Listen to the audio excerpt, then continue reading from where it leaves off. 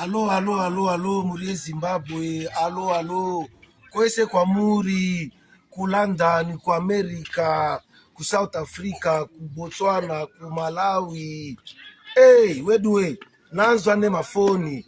Vanhu vakawanda kazhinji vanifonera kubva nezuro. Jonas chititaurira ichokwadi here. Jonas taura, saka inini handikwanise kupa maansa kuvanhu vese vanifonera. Chananga chida kuti nite muchidambu, munitaureko muchidambu kuti ta zvakaitika ichokwadi. Motikari yaMudhara yakazopinda patsaona, but asi Mudhara ngachidriver, munoziva Le Champion ane driver wake. Asi zvakaitika ichokwadi, zvekuti mapicture muri kuona pamasocial media, zvese zvamuri kuona izvozvo ndo zvakazoitika. Asi Mwari akatitira nyasha. Le Champion de Champion atori right. Mudhara akasimba kuti ta kunge njanji. Pandiri pano ndine tsamba yazonyora na Mudhara ega, Aleke Macheso, Le Champion de Champion, the man himself, on top of the rest, Atomic Bomba, the man who made the blind to see, the deaf to hear. Anzi Joe nozotaurisa. Nditori ne tsamba ya Mudhara nyora ega. Anzi na Mudhara terera imuzi tsamba ya Mudhara. Anzi na Mudhara iri zhinji kumusiki.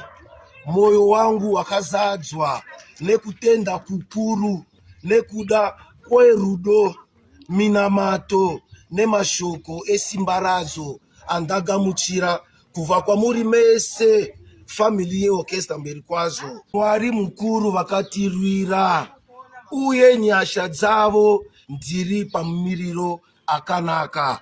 Ndiyo Baba Shero ari kutaura izvozvo. Rwenyu rwandipa simba runoridzidzisa kuti Orchestra mberi kwazo Baba Shero hatifambe tega. Ngarumbidzwe Mwari nekusingaperi. Ndinotarisira kusangana nemi zvakare nguva ifupi.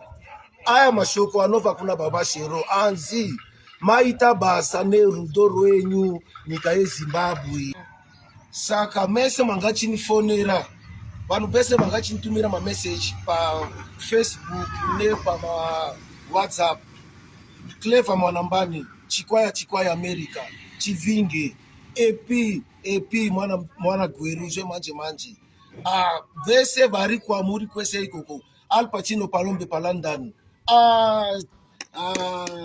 Mudhara wangu pa London apa, pa London. Alan Copacabana. Andikwanise kumpedza mese nchitaura, but still kure kwamuri tambirai mashoko yangu secho kasamba mvenekeri mukati merima papa zvinopenya.